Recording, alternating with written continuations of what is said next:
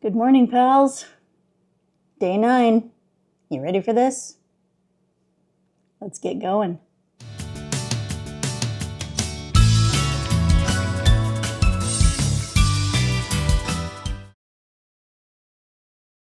Welcome to day 9. Here we go. Let's get this started. Here's our countdown. Come on, everybody. Here we go. And let's get her ramped up. All right. So I wanted to talk to you guys about how I feel a little silly sometimes that I chose to start this right before Christmas. And, you know, like with the thought of how am I going to make this happen when I'm going to families' homes for Christmas and I'm going to be not wanting to be on the treadmill in the middle of my living room with the Christmas tree behind me on Christmas Day. But, you know, I went ahead and, like I said in the very first video, I decided to do this thing. And I started on the day that I started because I needed to start. And the rest of it just has to come along with me.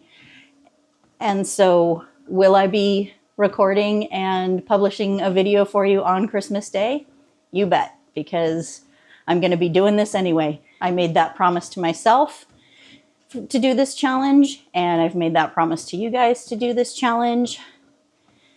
And hey, if you are following along on this challenge with me and you haven't yet liked and subscribed, go ahead and do that. It is not an obligation at all. I'm going to be doing this regardless.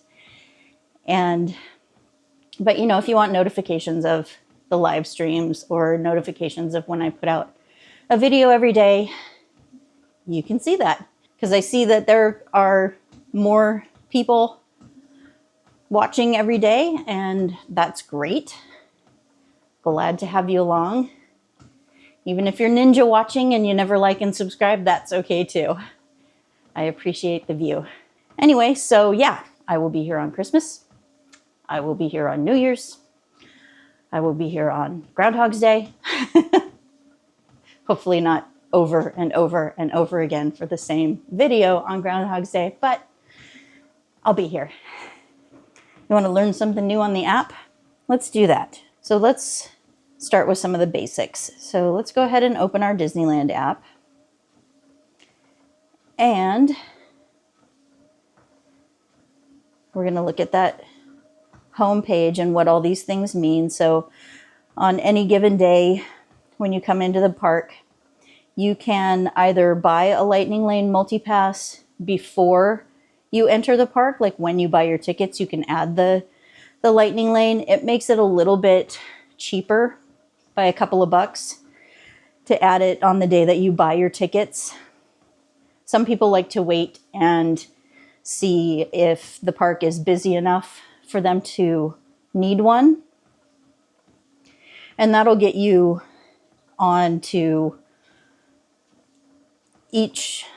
one time onto each of the rides that has a Lightning Lane. So not every ride in the park has a Lightning Lane, but this $37 will get you onto each ride once per day. And if you have a park hopper, that goes for both parks. So you can hop back and forth and ride as many rides as you can get in a day. You can maximize those and stack them. And that's a bigger project than what we're doing today. So the Premier Pass there, this is more like what you can get at Universal, where you buy a pass that gets you on one time to each Lightning Lane ride during the day. It's about $400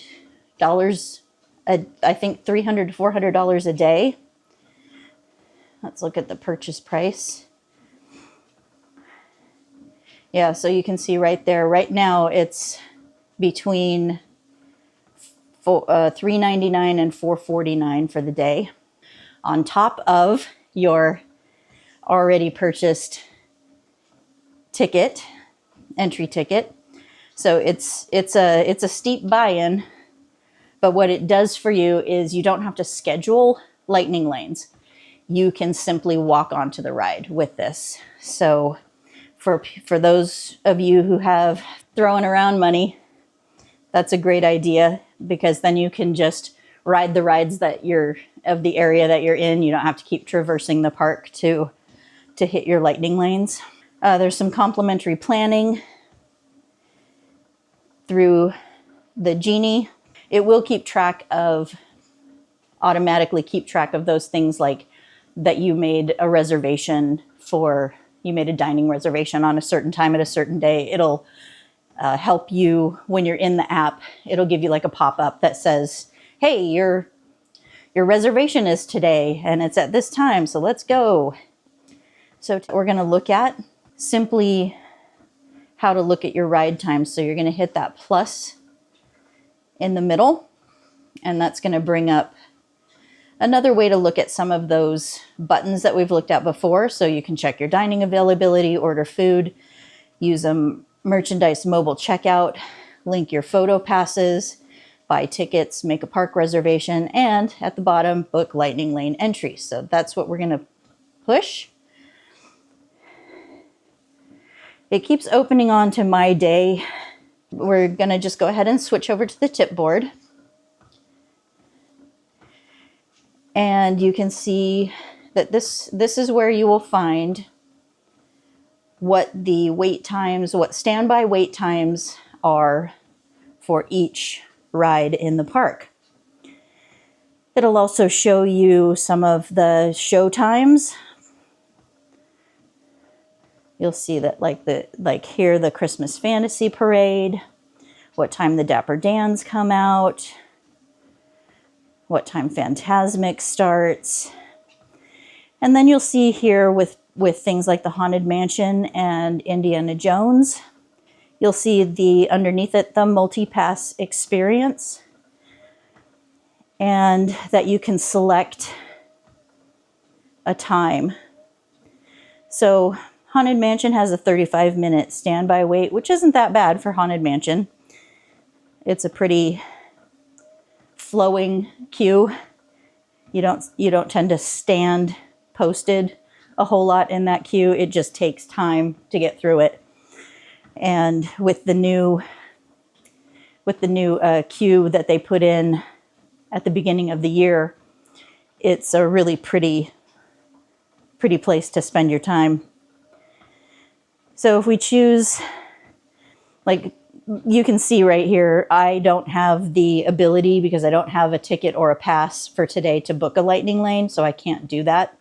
But again, so we'll also just look here, Big Thunder Mountain. When you hear some other vloggers talk about, some of the vloggers that I watch will talk about return times. So what they're talking about is for lightning lane.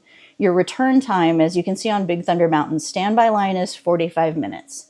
So that means if you go and get in that line, it's going to take you about 45 minutes from the time that you hit the back of the queue till you get onto the ride.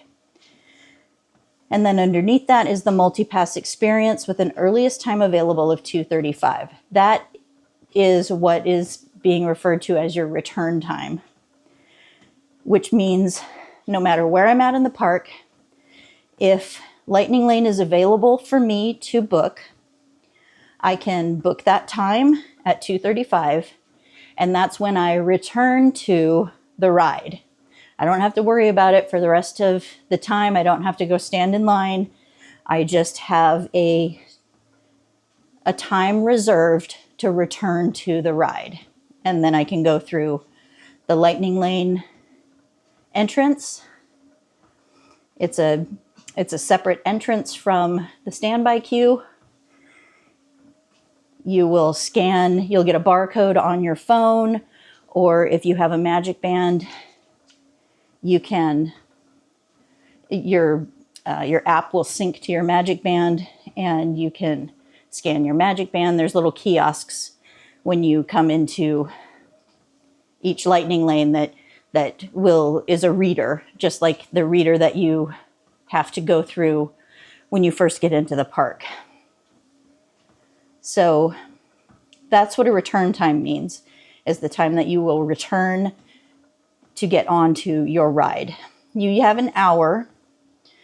So when Big Thunder says a return time of 2:35, when Buzz Lightyear says a return time of 1:50, when Haunted Mansion says a return time of 9:05, that means that at the earliest that you can get into that line is at 9:05. The latest you can get into that line is at 10:05. So you have an hour window when you book that time to be able to get to that ride. So that's where people start talking about stacking lightning lanes, which is a whole process in itself that I'm not going to be able to explain to you in one go today. So I'm not even going to try, but it is possible, and you can kind of, it's a way for you to get lightning lanes kind of pushed down into one time frame, because you can only hold two. Technically, you can only hold, no, that's no longer true. Sorry. It used to be that you could only hold two at a time, but that's not technically true anymore. So you can hold many lightning lanes, but you can only book two at a time. It's hard to explain. You can book one every 2 hours. Or if you use one right away, you can book another one. Anyway, that is something I don't really want to get too deep into right now, because we're just looking at actual return times. So if I booked my Small World for 140 and it's 105 right now, then I find other things to do during that time. Go on rides that I might be walking by that have a short wait time. Go through Fantasyland, get some rides in that are only standby queues. The other thing I was going to say about Lightning Lane is that even though you have that hour window, you still get a grace period on either side of it. So you really have quite a big window of time to hit your lightning lane. You can also modify it during the day. If you get that 140 and you want to do it earlier, you can hit modify. You might be able to get an earlier time. If you need to do it later, you might need to do it later. And hold on. We had a small break there because our oldest just came home from college and had friends stop by. So gotta stop the walking for a moment so that we can catch up with people and do life things. Life things are good. And so, yeah, I'm not sure where I was at because that was like an hour ago. So I know we were talking about getting on rides, Lightning Lane and things like that. I had a friend ask not too long ago. She Googled the question of, is it easier to learn how to navigate Disneyland or Universal? And that Google said that Universal Studios was a lot easier to navigate. And I would say part of that reason is because Universal is set up a lot different. There's fewer rides. It's a lot more straightforward. You're not in a place where you're getting immersed from the outside world. there's a lot of beautiful vistas when you're at Universal Studios, and you can look out over LA. And like when you're in the Harry Potter land, it's pretty immersive there. The sight lines are really good, and it's hard to see outside of that particular land. But it's more of, once you kind of get the layout of Universal, it's easy to remember where you've been and remember how to get back there. And there are, like I said, there's just fewer rides to get on. The lightning lane kind of thing is definitely easier to use at Universal. Their tickets to get in are less expensive, but their lightning lane or their fast pass is quite a bit more expensive. But you don't have to book your lightning lane. You just have to lightning lane. I keep saying lightning lane, but you guys understand that I'm talking about their fast pass.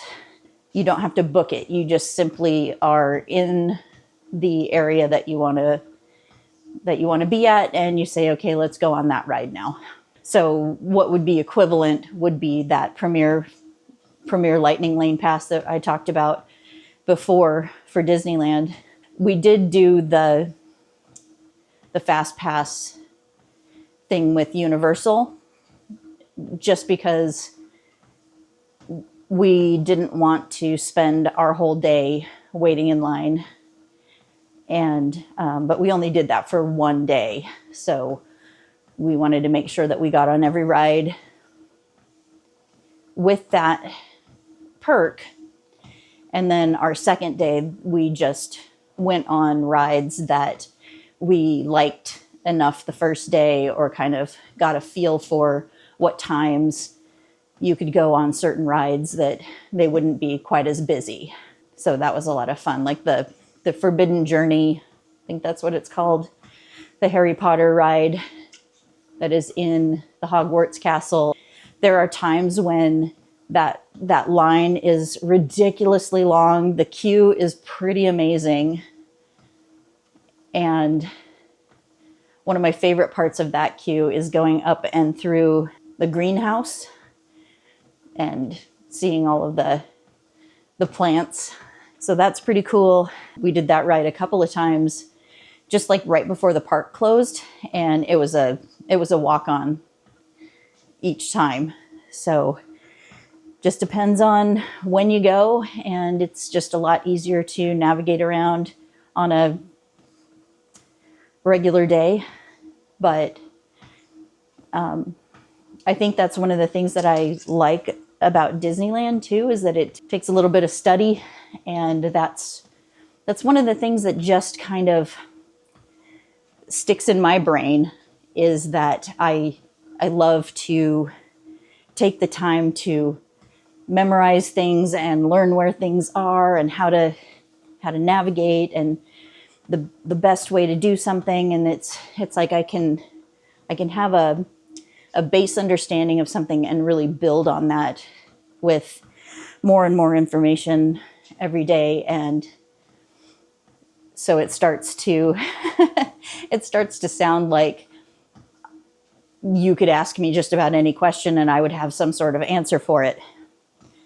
There's still a lot of stuff I don't know, but it's such an interesting place and so much to learn about, not only the physical park, but the man behind the park and the backstage kind of stuff that goes on, the movies and the everything. Just a lot of interesting things to look at there. So perhaps we should go ahead and ramp this up a little bit.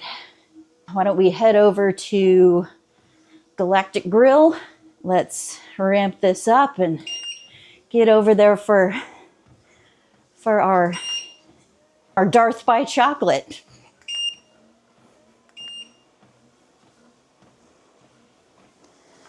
All right, guys, heading down through Adventureland.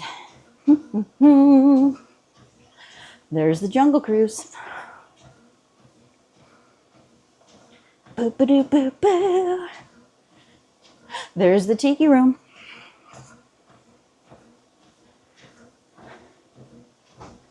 All right, we're gonna get across the hub. Say hello to the partner statue.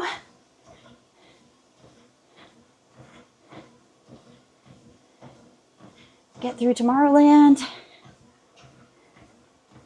All right, and we've made it to our destination.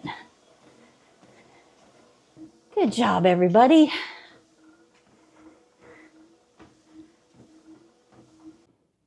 All right, everybody, that's day 9 in the books.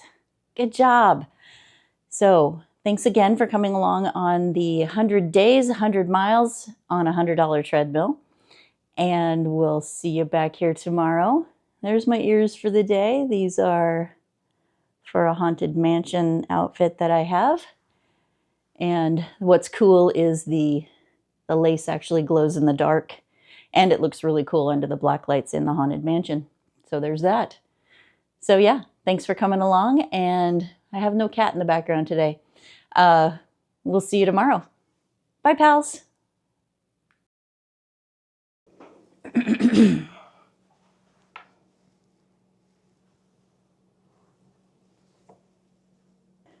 sure how I can get my face into this. Detect me yet?